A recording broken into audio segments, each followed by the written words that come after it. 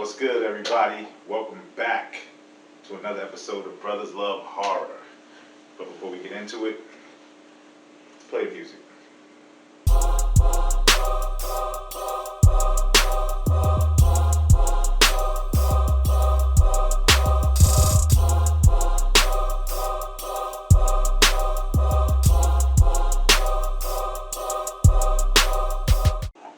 Welcome back. Thanks for joining us. Today we're talking about The Block Island Sound, starring Neville Archambault, Michaela McManus, and Chris Sheffield. This film is about a son who discovers upon his father's untimely death that something weird and mysterious out in the ocean, in their small ocean town, caused death. I felt like this was a little slow paced in the beginning. It took me a minute to really even want to keep watching it. But I know we had to watch it for what we do. If I was watching it on my own, I probably would have stopped watching it. But I'm glad I watched it because it delivered. Yeah. It delivered in the end. The story, it was a lot of misdirection. They had us looking in the ocean. They had us looking at dead animals, a lot of mass animal deaths, dead birds, dead fish. It's a lot going on. Plague. It's a lot going on in this. So we didn't really know honestly, we didn't know what was happening. We just knew homie died, his son was mad, and all the animals around the island were dying. So they finally got into it, probably 3/4 of the way through the film, where you finally realize what was really going down. Yeah. And that's where we ended up. Yeah. I mean, that's where I was with it. You talk to me. Yeah, I thought it was really interesting. Yeah, like you said, there's a lot of misdirection. I personally love psychological thrillers. I love the good gory stuff, yeah, and the big scares and all that. But psychological is where I'm at these days, over the past 5 years. And this one was definitely something I'm like, we're watching it and reviewing. I'm like, where the hell are they going with this? I have no clue. And I tried to fast forward down the yellow brick road in my mind, but a lot of dead ends. And where they ended up, ultimately, he called it like maybe like 30 minutes before the movie ended. Maybe 40 minutes actually before the movie ended. It's pretty lengthy film. It's like, I think 2 hours, maybe a little over some change, like 206 or something like that. But he called it, and I was just like, nah, I don't think so. But then he's like, well, what else could it be? And I was like, I was like, oh, well, now that you mention that, all right, it gotta be that.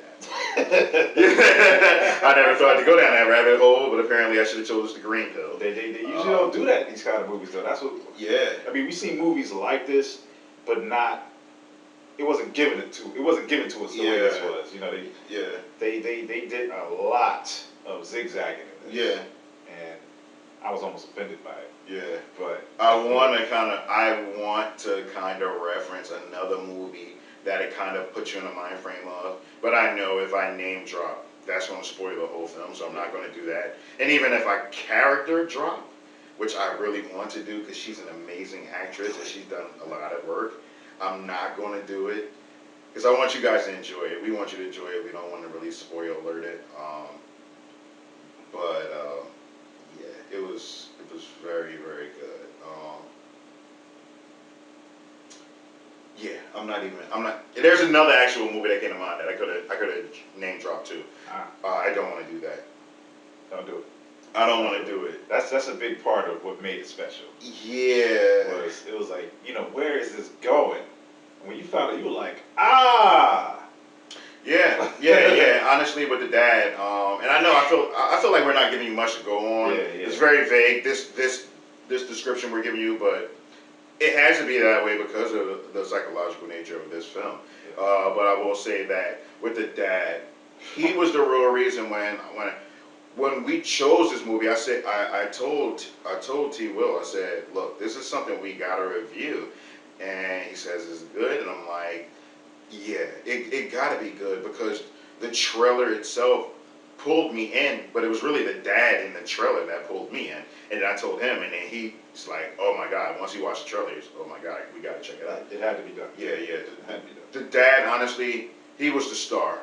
I don't know who, where, when he came from.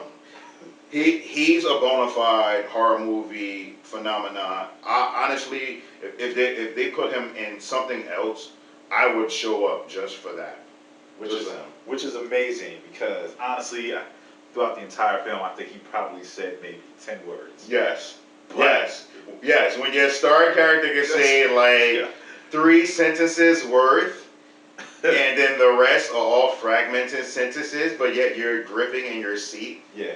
That speaks volumes. You know, that really speaks volumes. I'm gonna sip some wine on that. Get this guy an Oscar. Yeah. Don't do that. Somebody's gonna end up dead! You hear me? I think we also need to mention Chris Sheffield and his role in this film, because besides the dad, Neville Archambault, Chris Sheffield was the son, and everything was pretty much his journey in trying to figure out what happened to his father. He died mysteriously. They found a body on the beach, and he was just kind of spiraling after that. But while he was spiraling, he was trying to consciously figure out why he was spiraling and what happened to his father. Yeah. All that went out the window at some point, and it just became about him spiraling. But he was pretty believable. He did a good job with the role. Mm-hmm. His range was good. I liked him. I liked him as a character. Yeah, the development of this character, he was, in the beginning, he was just like, I want to call him a klutzy character. He was kind of like doofy and dumbfounded, and you kind of like, well, how's he going to develop? Is this going to be his maximum capacity for this role? And then it seems like maybe about, I want to say, maybe 20 minutes into the movie, maybe 30 a little bit, after key events happen, then he is the protagonist of the movie, and he really did an amazing job catching the baton and taking it off. And the development that he did, it crescendoed. It built on so many levels, and it wasn't like it wasn't one-sided. You know, he gave dimensions to the performance. And I honestly, like I said about Neville Archambault before, I would see something with Chris in it. I think he did a really great job. He I want to say towards the end. Actually, let me back up. Let me backtrack. Towards the middle, once he realized everything that was going on, or tried to start educating himself on what was going on, even though he did not want to believe the answers, and we laughed at that, like, you know, people get answers all the time in these horror movies, but they don't want to hear the answers, like they don't want to believe it. But it's like, but you're looking for answers that, you know, don't seem normal for a not normal situation, you know. Right. So obviously it's not going to be a normal answer to solve your unnormal situation, you know. Right. So long story short, he does a great job crescendoing it, and he really is a star. Something's wrong. Something with the island. You know it. I know it. I want to get to the bottom of it. Yeah, I hate those moments, you know. There's like, the answer's right in front of you, like, and they're like, nah. And then at that point, I kind of want them to die. Yeah. Which is bad. That's just bad. I'm like, you don't want to believe it? Die then. Yeah. I honestly said that. I honestly said that. I looked over to him and I said, like, you know, it's funny, like, you get the answer and you're like, I don't want the answer. All right, well, die. You're dead. Yeah, I didn't do this. Go to the next seat. Yeah, roll credits. Yeah, right. But, yeah, solid performances by both of the main characters. So I guess it was a fictitious city. It was an island. Yeah. You know, one of those weird islands where you got to take a ferry to, no offense. Mm-hmm. And people actually live there. Probably got a population of 200 or something like that. Yeah. So that's one bodega. One bodega. But that was the set of the film. Pretty authentic. I'm sure they picked a real island. We can't say where it was, but that was cool. They had those oceanside homes and the docks and everything going on, so they were solid with that. I love what they did with establishing shots in this film. Yeah. It's funny. Well, yeah, it's funny because when he was saying like it was a particular ominous dredge of bass, like a low tone, like I don't want to say like under 20 decibels, it's like subwoofer type. Yeah. Like that Chris Nolan effect, and he was like, I love that. It's like, yeah, I can see that. I can see that. They happened like 2 or 3 times in the movies. Yeah, yeah. But it's quite fun to watch, like cinematography and collaborations of sound and visuals coming together to make movies like this. Because honestly, I don't want to front. I felt like it was going to be low budget rank in the beginning. Yeah. So the nice tight shots, the nice aspects of camera use really, really, really helped the film along to not be something just like, really tied things up really, really nicely. I agree. Definitely far from low budget. Yeah. The film looked great. Sets looked great. Costume design, all those wonderful things.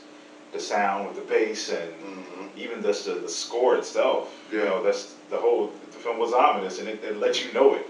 It really let you know it was ominous. Yeah. From the deep bass to just whatever they were doing with the establishing shots and those moments when there was some type of drama or terror approaching or around the corner. So they did a great job with all that stuff. Yeah. Not too many jump scares, maybe 1 or 2. Very subtle ones, because in psychological thrillers you don't have a slasher jumping out and slicing your throat and like that. But more like someone's presence that's unexpected. Yeah. So things like that occurred through the film, and they did a good job with it. When they happened, they were impactful. Yeah. And they made a statement. With all that said, what are you thinking for this? Give it an 8. 8.